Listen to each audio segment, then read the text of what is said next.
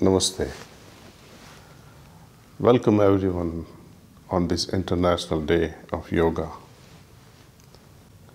Yoga provides a way to nourish and refine our body, mind and soul. The very purpose being to expand our consciousness to its ultimate potential so that we become one with the source of all existence. Yoga is truly about uniting. It's about connecting. It comes from the Sanskrit yajjiti iti yoga, meaning one that joins. Religion also has the same purpose as the Latin root legar, means to rejoin. So if yoga means one that joins, what is to be joined? Actually, so many things are joined and integrated through yoga. But in particular, our soul, the life force, becomes one with its original state of balance. That is the purpose of yogic practice.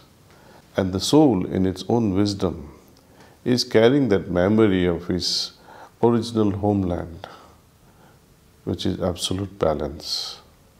So, unless and until we regain the balance that prevailed before the universe was created, we remain restless.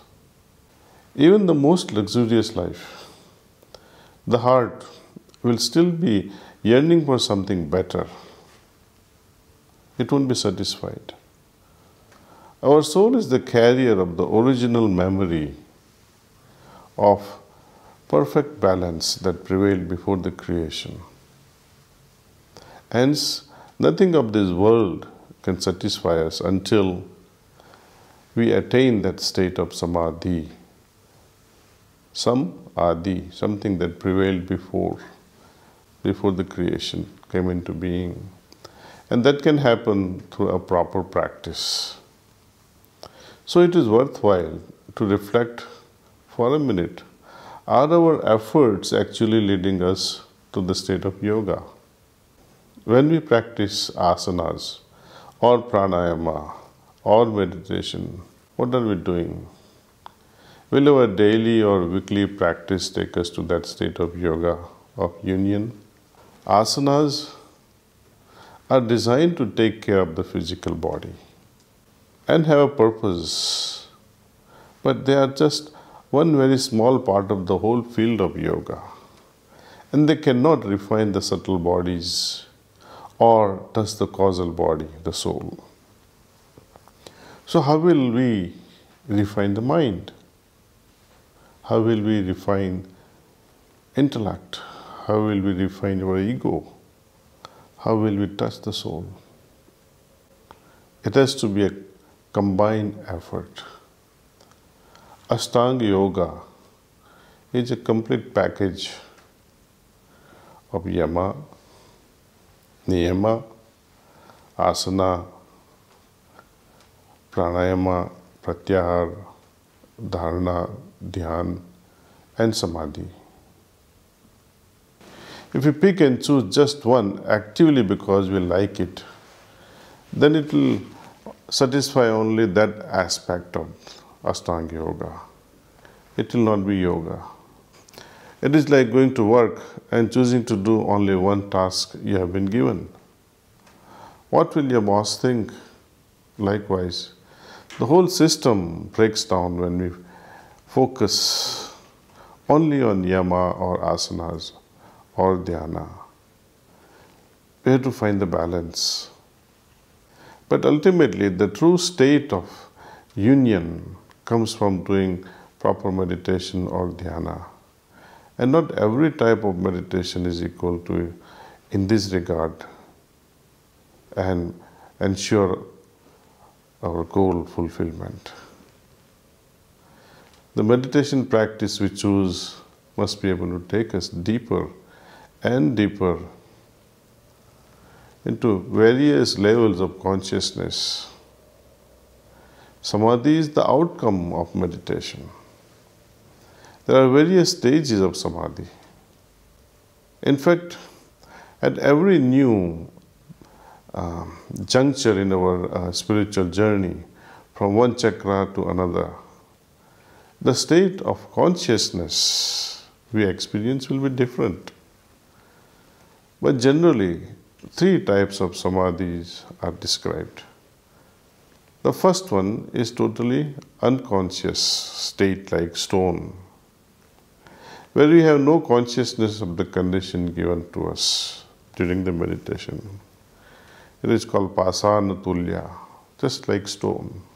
The second is a semi-conscious dream-like state and a bit more refined. Is light, conscious, natural, Sahaj Samadhi state, which comes after we have traversed the intermediate levels of unconscious or semi-conscious stages along the way. Natural Samadhi. It simply occurs when our consciousness is totally merged in the ultimate state, at one with that state. In the meantime, Samadhi is a work in progress towards that natural Samadhi. If we have to understand Samadhi properly, Samadhi word can break it down into two. The later part, Adi, means that which prevailed before the creation. What was the state of consciousness at that time? We must regain that. So, whatever we do in our daily practice of yoga needs to connect us with our source. Otherwise, it is not really yoga. And just as concentration is the result of meditation, yoga is the result of doing proper practices. All these practices. The sequences can be different. How one starts, how one focuses on each part of this Ashtanga Yoga is depending upon the practitioner. But somehow, somewhere, all will have to be integrated. And when we connect with that sublime source within, anything else that we do will also be permeated with some level of fragrance from the source. That is why Lord Krishna called it skill in action. Yogaha karmasu kausalam. When we are connected, everything that we do will have that fragrance. Karma Yoga, Jnana Yoga and Bhakti Yoga are often considered to be three different paths to the ultimate. Karma Yoga is all about evolving through service and action. Jnana Yoga is all about evolving through knowledge and enlightenment. Bhakti Yoga is about evolving through love, devotion and attachment to the Lord. It is wise to be selective in what actions, knowledge and devotional practices we choose. We need to ask ourselves, in Karma Yoga, what actions and services will refine us? What sort of karmas can connect us to the source? In Jnana Yoga, what sort of knowledge can elevate our consciousness? Which Jnana can connect us to the source? In Bhakti Yoga, to whom are we devoted? What form of bhakti will connect us to the source? In Karma Yoga, any action must elevate the lower self to seek the higher self. Such actions will ennoble us and ennoble the very actions themselves, because it is our innate nature to do best possible. And what about Jnana Yoga? In his book Towards Infinity, my Guruji, Sri Ramchandraji of Shahjahanpur, describes Jnana Yoga, the progressive unfolding of wisdom and knowledge from personal experience on the spiritual journey.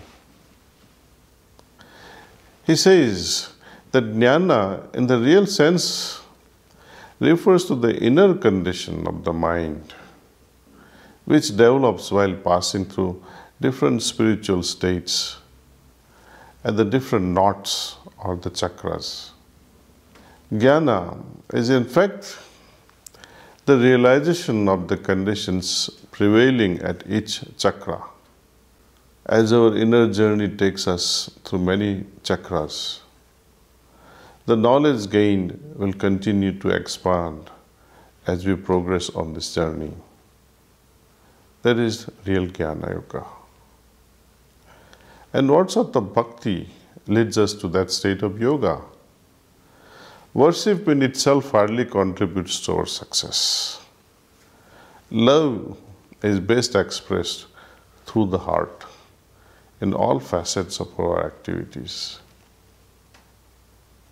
For example, at bedtime, when we know we are going to meditate in the morning, are we looking forward to that meditation, to being with the beloved when we awake?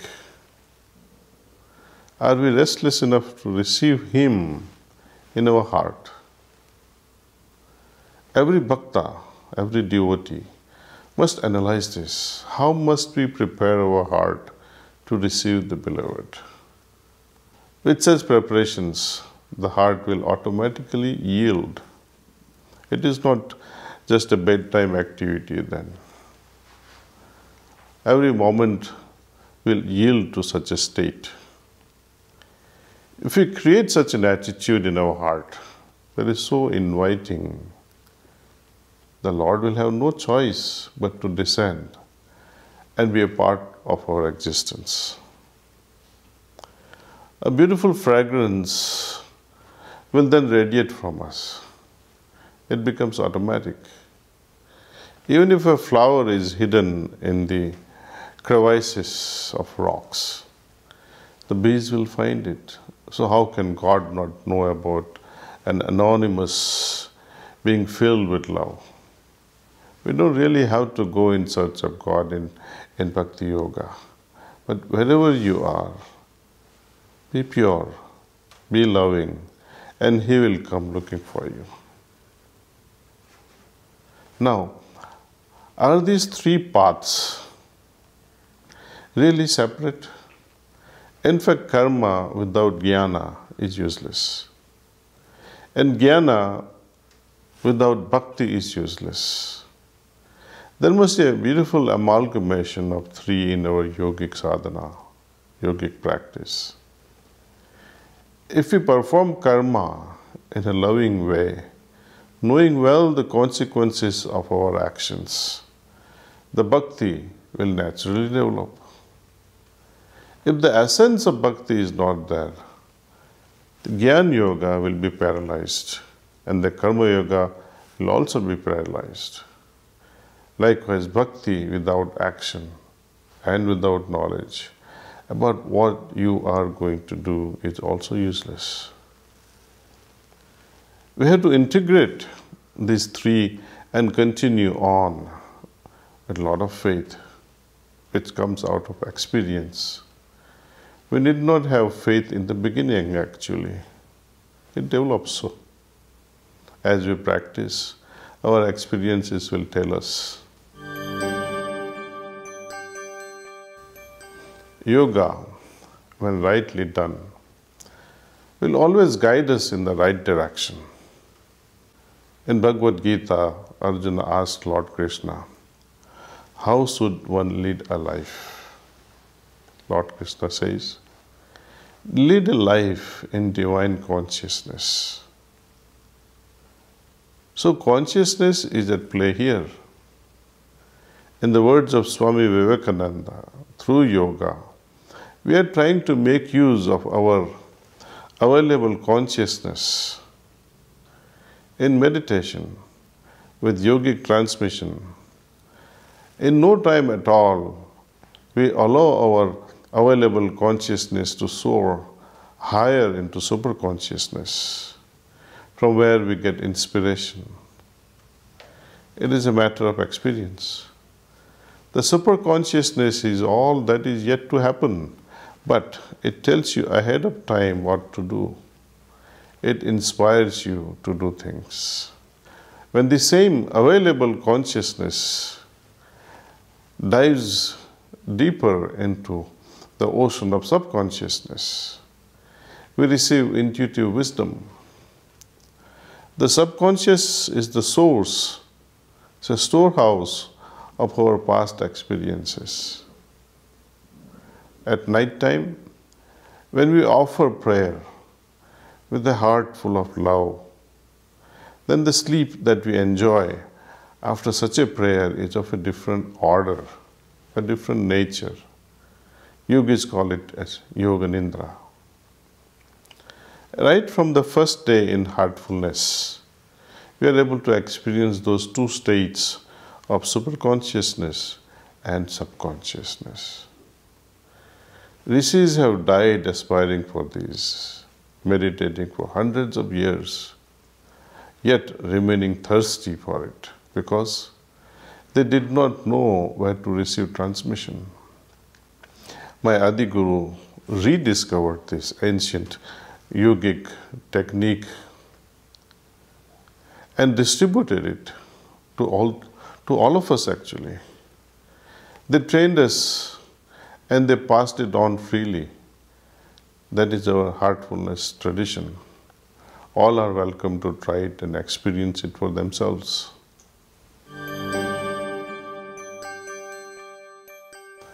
I would like to talk to you also about sadhana chatusthaya. If you look at this chart, there are almost 35 elements in this yoga chart. They are meant to be practiced together, especially the later Ashtanga yoga part.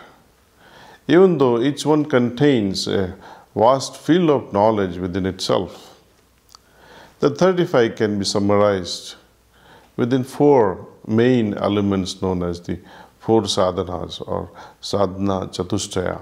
Of these 4 sadhanas, let us focus on Satsampati or the 6 virtues.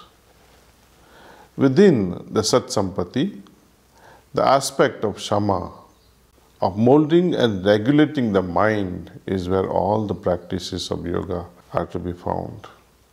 Ashtanga yoga practices, Hatha yoga, Raj yoga, and the 21st century practice of heartfulness. The great Rishi Patanjali presented this eightfold path, Ashtanga yoga, to the world 3,000 years back, to take care of the physical, subtle, and causal bodies of the human being. Through asanas, to refine the physical body, yama and niyama to refine our character, and the other 5 to refine the subtle bodies in order to unite the soul with the ultimate. So each element has a role to play. Today, things have evolved further so that heartfulness brings together all 35 elements of yoga without having to take up each step individually. It is a complete package of simple practice for all who want to experiment and experience. So at this time in human, I would say, history, we can all experience the pure essence of yoga, supported by yogic transmission and yogic cleaning. And what is the result? Oneness with the source.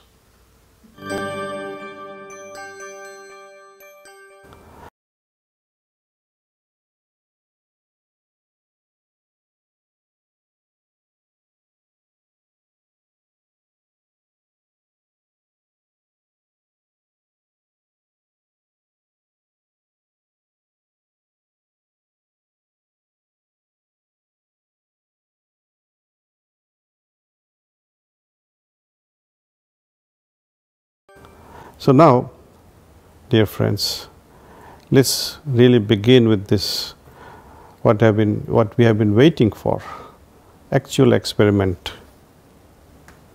First, I will walk you through this relaxation technique. I hope you will thoroughly enjoy it. And immediately after that, I will walk you through the process of meditation. So, dear friends, are you ready to relax and meditate? Okay, let's begin then. In heartfulness, there are no strict postures. Sit comfortably now. Gently close your eyes. Wiggle your toes. Feel the energy entering into your toes from Mother Earth.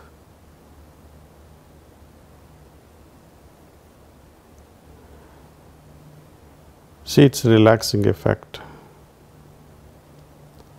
Let this energy move upward to your feet and ankles.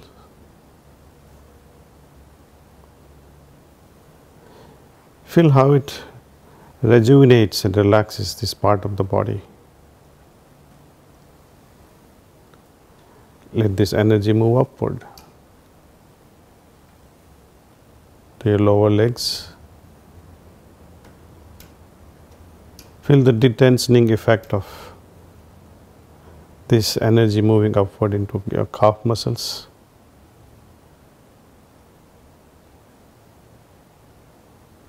Your knees.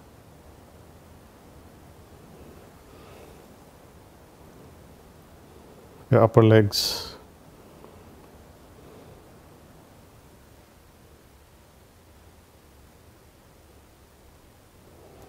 The entire area touching the chair, including the back.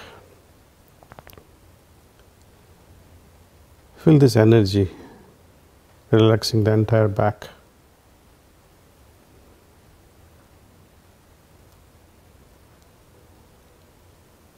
Let this energy move forward, relaxing abdominal muscles.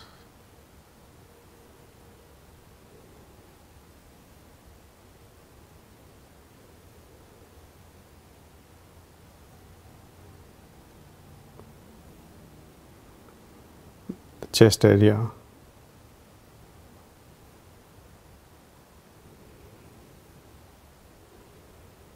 Your shoulders. Here, feel especially the melting effect, detensioning effect in your shoulders. Feel that they are melting away.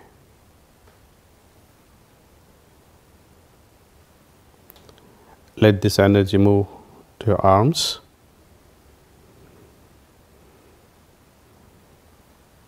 Feeling its effect through biceps and your elbow and wrist area, your palms and fingers and your fingertips.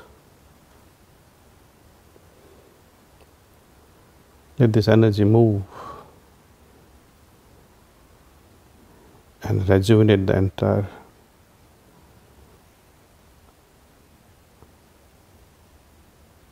length of our arms.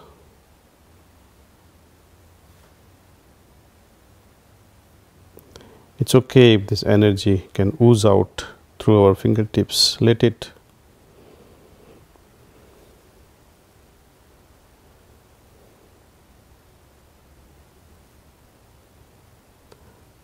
Now let's pay our attention to neck muscles. Feel the energy relaxing all the neck muscles.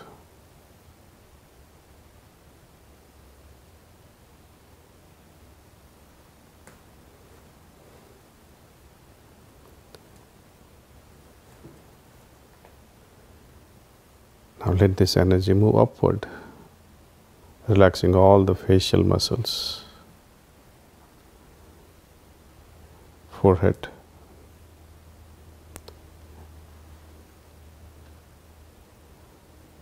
your eyes, lips,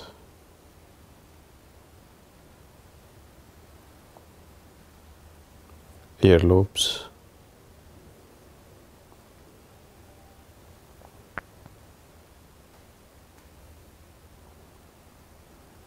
top of your head.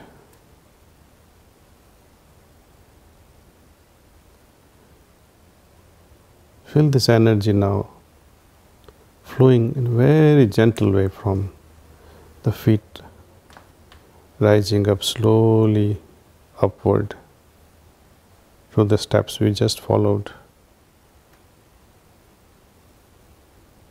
to the crown of our head.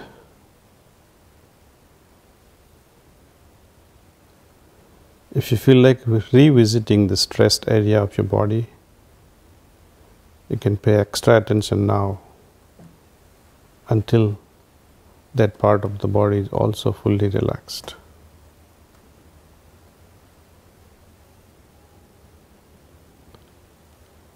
Let's scan the whole system now, from top to toe, or if you prefer, from toe to top.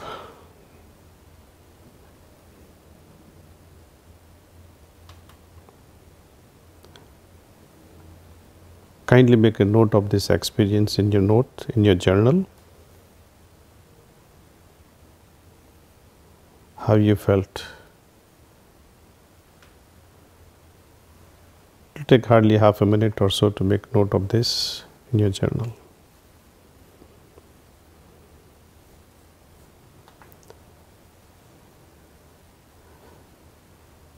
Okay. If you have made an entry, fine. Now we gently move into meditation. With this meditation, we will be going deeper into ourselves through our heart with the help of transmission. I will be transmitting to you all, and I assure you, you will all feel it. So now, once again, let's close our eyes.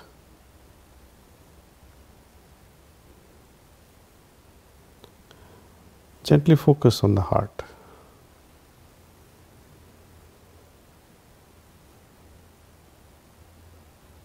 Just where it's beating away, 2-3 fingers below our left nipple.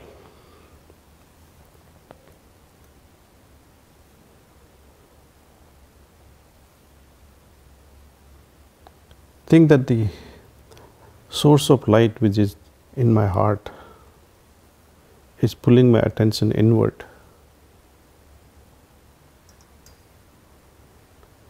and let this thought rest.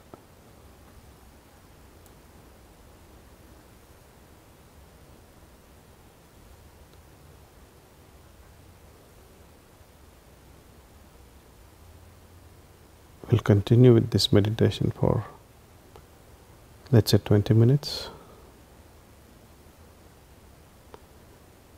at the end of which I will say that's all.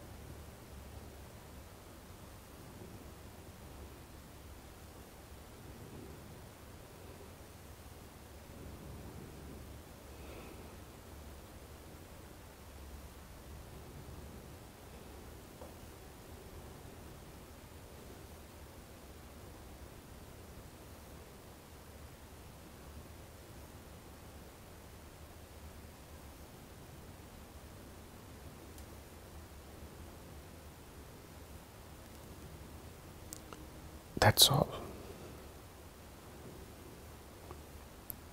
Before you open your eyes, take a moment and observe how you feel. Scan your whole system, the entire system.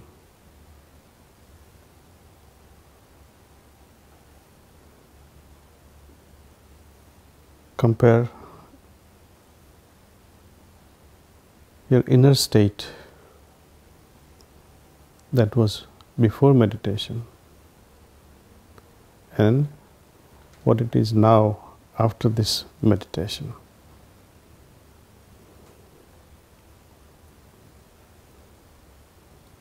Perhaps you feel calmer, perhaps you feel more relaxed, perhaps you feel more peaceful, perhaps you are deeply anchored in your heart.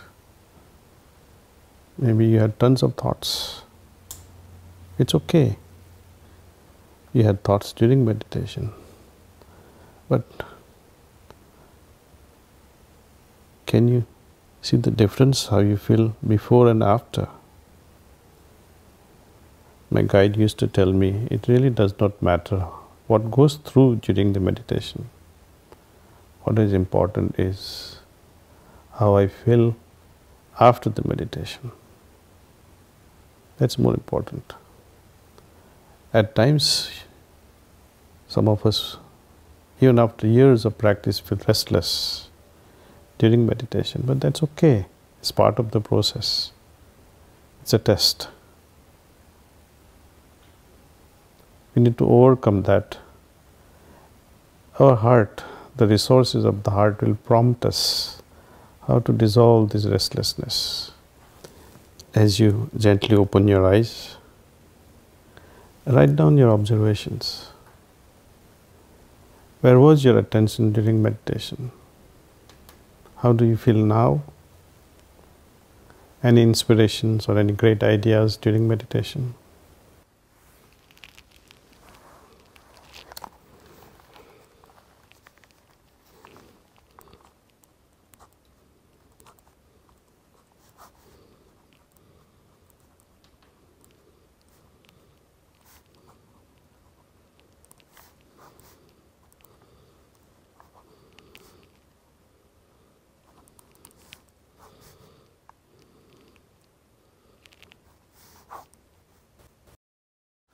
I appreciate and I heartfully thank to all of you to join me today. May this heartfulness movement touch each one's heart. Thank you. Namaste.